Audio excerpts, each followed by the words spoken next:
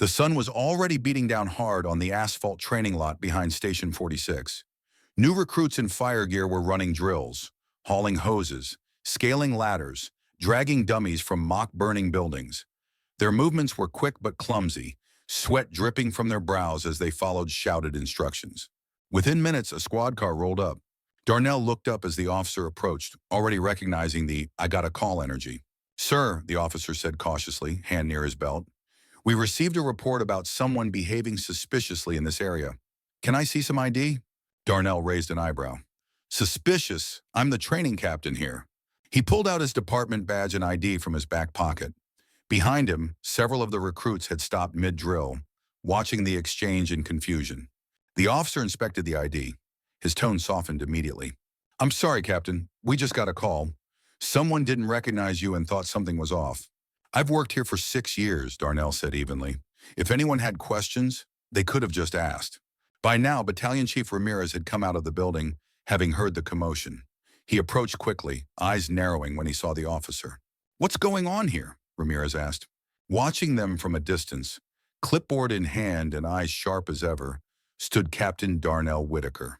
Captain Whitaker was mistaken for someone suspicious, the officer explained sheepishly. Ramirez's jaw tightened. "He runs the training division. He is the fire department."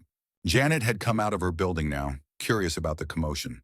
When she realized who Darnell was, realized her assumption had nearly caused a public spectacle, her face paled. "I didn't know," she murmured. "You didn't ask," Darnell said, not angry but disappointed. "You just assumed." That evening, one of the recruits, Maria Gonzalez, posted about the incident on social media.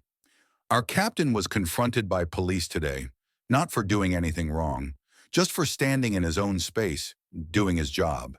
If he can be seen as a threat, what chance do the rest of us have?" The post went viral overnight. Local news picked up the story. The department issued a statement of support, and the city council invited Darnell to speak at a community forum on bias and public safety. When he stood behind the podium in front of hundreds, including fire chiefs, council members, and civilians, Darnell didn't lash out. He didn't humiliate anyone. "I'm not here to shame anyone," he began. "I'm here to remind us how quickly judgment can cloud justice. I wear this badge with pride, but I also wear this skin, and too often one gets seen before the other." Darnell was a 15-year veteran, respected across the city for his calm under pressure and legendary rescue instincts. He'd saved lives during hurricanes, led teams through gas leaks and blazes, and trained nearly half the department's active firefighters.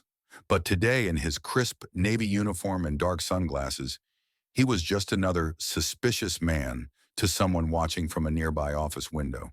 His speech drew a standing ovation. A week later, Janet Hollingsworth publicly apologized at the fire station, this time in front of the recruits. "I saw someone through a lens of fear. Not fact. I was wrong." Darnell nodded. "Owning that is a step forward." The city added a new session to recruit training, Implicit Bias and Community Trust, designed and led by Captain Darnell Whitaker. Because a leader doesn't just put out fires, he prevents them from ever igniting. That someone was Janet Hollingsworth, the assistant building manager of the business complex next to the station. From her second-floor perch, Janet squinted through the blinds at the tall black man standing near the fire academy fence. He didn't seem to be doing anything.